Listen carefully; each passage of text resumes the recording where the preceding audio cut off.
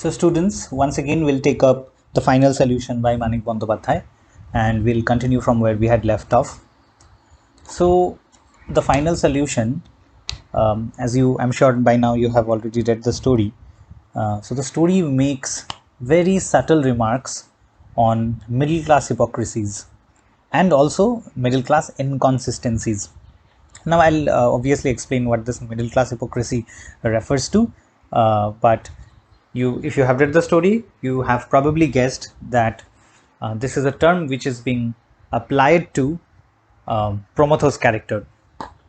So the story is remarkable for the articulation of female subjectivity and also for rejecting male protection or desecration upon women's body, right?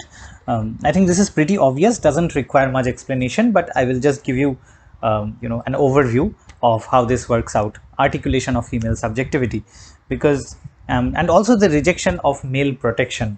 So as you will see that one of the tropes, one trope means something that recurs in literature, right? So one of the tropes in literature is the concept of damsel in distress, right? So you must already be familiar, or you must have heard this term before, damsel in distress, that the female in any story is in distress and then there has to be a male savior. So that is usually the trope in much of literature, whichever literature you take, English, French, whatever, Bengali, right? But obviously there are authors who have developed more complex narratives, and this is one of the stories, the final solution, where Manik Bandyopadhyay has actually articulated to a remarkable degree on the issue of female subjectivity. And he has done this how? He has allowed his character, his female lead, Mallika, to reject male protection which is offered to her by Promotho. Now you might obviously question that, sir, how she was pushed towards prostitution, how is this protection? Well, do not think of protection in the sense of saving someone from something, right? Here in the context of this story, protection would be a little more complex, because as you know that Mallika has a son, right? And if you have read the story, you must have encountered those paragraphs where she says that she will do anything to save her son, right? She cares much less for herself and also very little for her husband, but her concern is her son's well-being, right? And since that is her concern, she will accept anything, any job, whatever she has to do to ensure that her son is fed. And in that sense, what Promotho offers is in that sense a protection to her. But do not take the word protection too literally. It's in a very critical sense. You will have to comprehend this term here. So as a result of this female subjectivity, as a result of rejecting male protection, she, in the end, Mallika does become aggressive, and her aggression is a way of breaking out of the trap that Promotho had laid for her, right? But at the beginning of the story, actually towards the middle of the story, she does accept being thrown into prostitution to feed her little son, right? At the expense of her self-respect and integrity. So keep that in mind. She makes a choice, right? So she was pushed towards that direction, but she does take the decision herself. More importantly, and the height of female subjectivity is established here when she finally breaks off from that trap, and she kind of takes revenge on Promotho, right? But obviously that's a bit more complex. We'll talk about it when we reach that point of the plot. So we know that Mallika's husband is a diminutive figure, right? And he turns out to be an abject failure, right? Rather, in comparison to Mallika, he turns out to be a feminization, as it were, right? Try and understand what I'm saying here. her husband turns out to be the female in the relationship in the traditional understanding of male and female. um, so we find her husband completely incapacitated and unable to sustain her family. So Mallika's decision to accept prostitution as a means to feed her little son comes as a last resort, because remember, she had asked Pramatho whether there are jobs available for men which her husband could do. And the answer to that was, of course, that there aren't any jobs left for men, but there are a few jobs for women, which is when she finally accepts that proposal with full knowledge of what she was being pushed into. And how do we know she had full knowledge? Because if you remember, soon after Pramatho leaves, there are these college students who come, who had been, observing her and Pramatho for some time. And these are student activists who come to her and who tell her that Pramatho's intentions are not in the right place.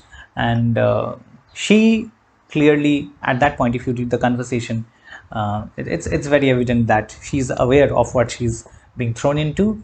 She is very well aware of what she has accepted, but she has done it at the expense of her own body, at the expense of her own dignity and self-respect. But all of this was done as a last resort to be able to feed her son and family when all doors to finding suitable employment were closed, and she found her family standing on the verge of death owing to starvation. So Mallika opting for prostitution as a way to salvage her family from sinking and perishing, right? And perishing, it accentuates her maternal instincts in defiance of her constant humiliation by Pramatho, right? So, like I said, her choice, right, of accepting that role in prostitution actually accentuates her maternal instincts, because she has done it predominantly to ensure that her son is fed, that her son stays alive, right?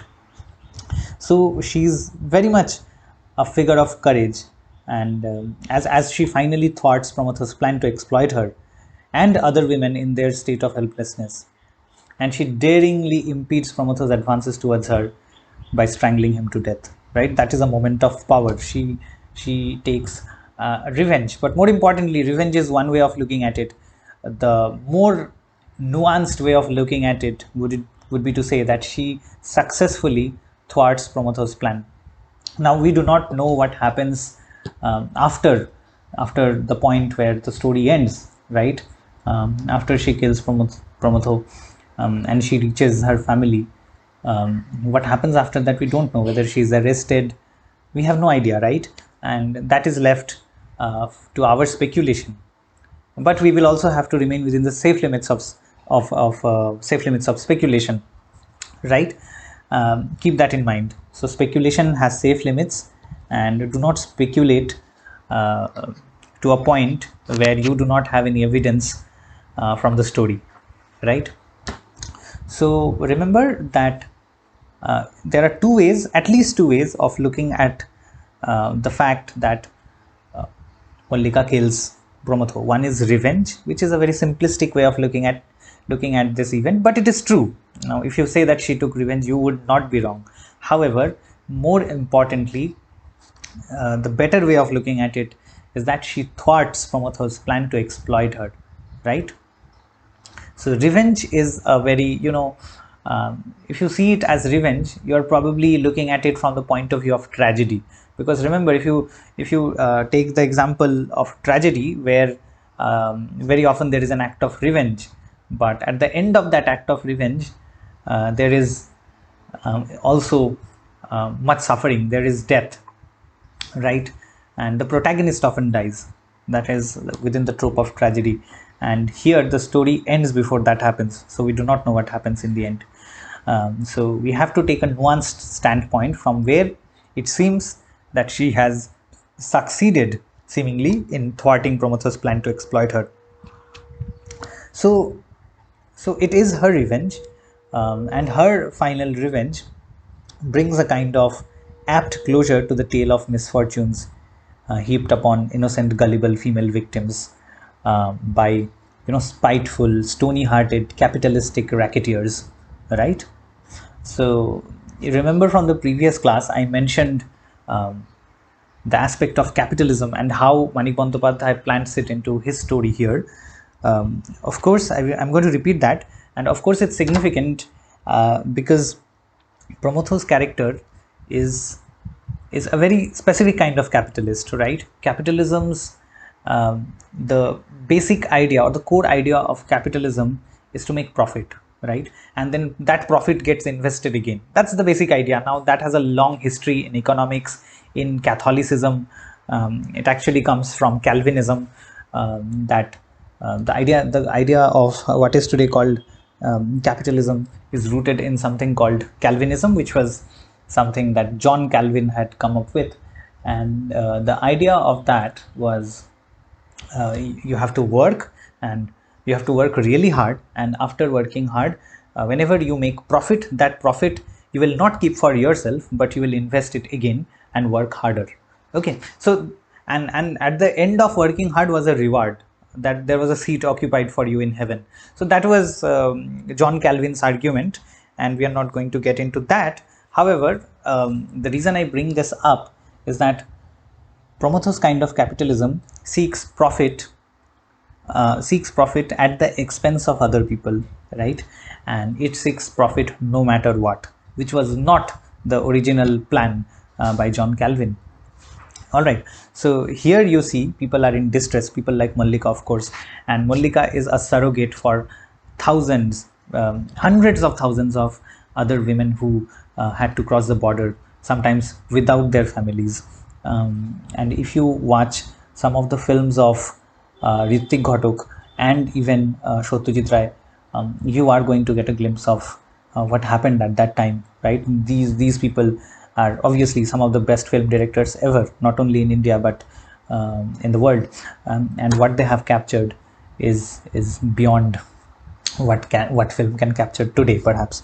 So yes, if you are trying to understand, if you want a visual representation of what happens in the final solution, I'm not aware whether there is a film on the final solution. If any of you come across, let me know. I'm not aware, but there are films which will tell you, or which have represented what happened after partition, when families crossed over from one side of the border to the other, right? So the films of Hrithik Ghatak is a good place to start. Mekhe Taka Tara is one good example. Then obviously you have some films by Satyajit Ray. There are ones by Tapan Sinha. So yes, go ahead, and you, I'm sure those of you who are not well versed in Bengali, you can also watch these films, because they will be available with English subtitles, right? So definitely watch these movies.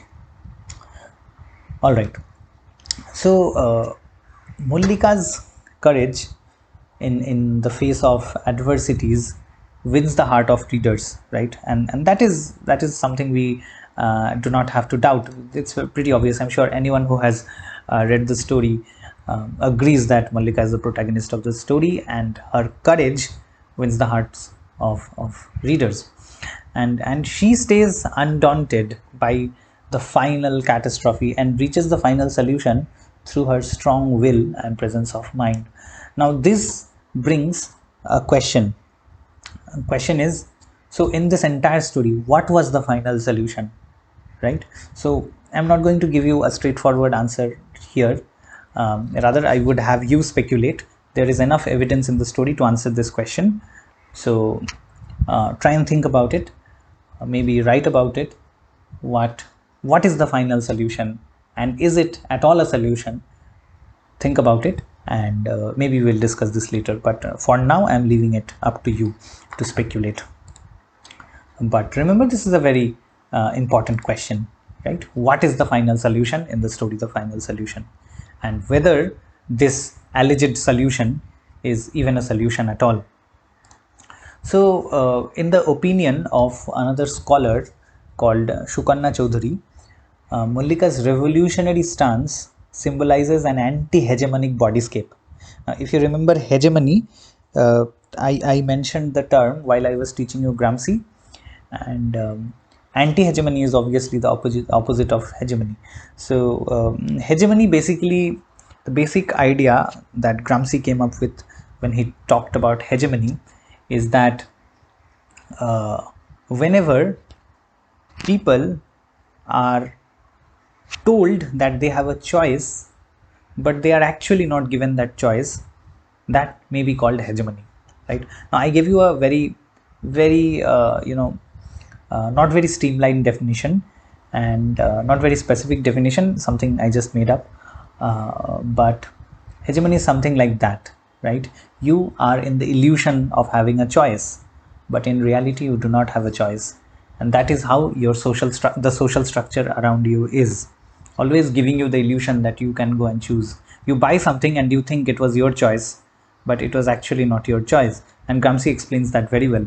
So if you are not aware of this idea, and if you want a class on this, let me know, but I am assuming you have some idea because I spoke about it when I taught you Gramsci. So according to Sukarna Chaudhary, Mallika's revolutionary stance symbolizes an anti-hegemonic bodyscape to kind of re-territorialize her identity, right? So what is re-territorialize?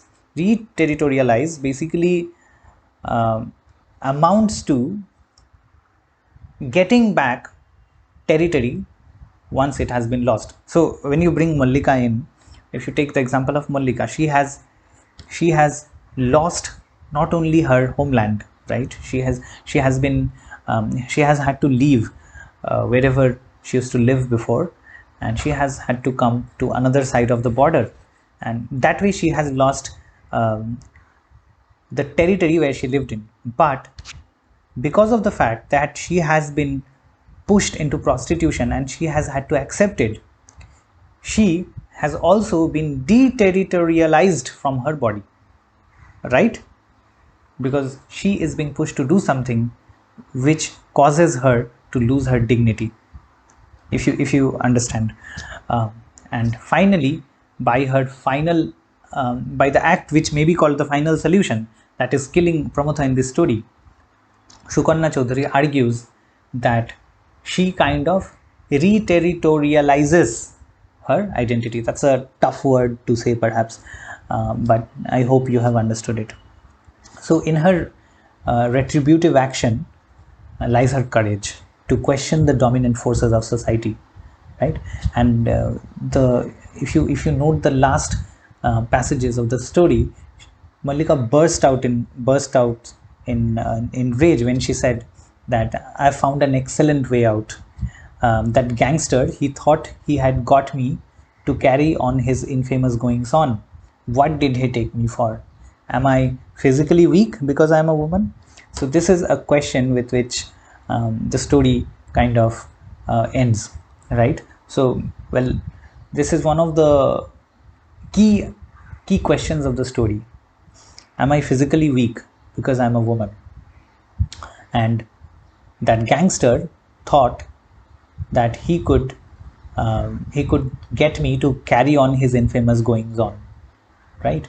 So remember, this is kind of the locus of the story. Everything else in the story, all the events in the story, except the fact of the partition, other than the partition, all the events that happen in the story, are rooted in the fact that a man thinks that a woman can be thrown into prostitution without any retribution, without being challenged, right? Because Pramotho, not even in his worst nightmares, imagined that one day one of these women whom he has been pushing into prostitution and earning money from doing so, that one of these women would one day take revenge and he would lose his life in one of their hands. He did not imagine that, but that happened. So Mallika has a strong sense of self, and she bravely subverts the gender-centric norms by deciding to earn for her family. This is important. In her case, that is Mallika's case, mothering results in slow forgetting of the self. Yet, she never gives up even when she is overwhelmed by anxiety and anguish. And in the end, she does gain full control over the inner struggle and also the outer struggle. The outer struggle is obviously the struggle that she was facing with characters such as Pramatho and Pramatho and his parts, right? But the inner struggle was her decision as to whether she should actually accept the role as a prostitute, right? So in the end, she was able to overcome both, right? So I'm going to stop here. There are a few more things that I want to talk about from this text, and I'll pick those up in the next class. But for today's class, I'm leaving you with that question. What is the final solution in this story, and is it even a solution, right? Think about it. Also, there's one text that I want you to, if you're not able to read it, that's all right, but one text I want you to know about is another play, is a play by George Bernard Shaw. I had forgotten his name for a moment there. But so George Bernard Shaw has this play called Mrs. Warden's Profession, right? And read that play.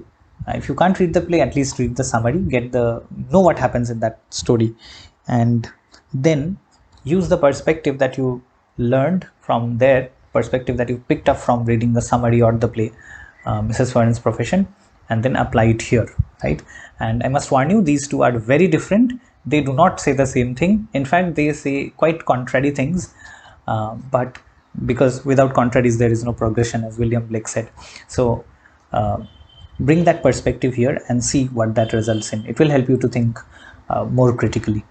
So I will end this class here.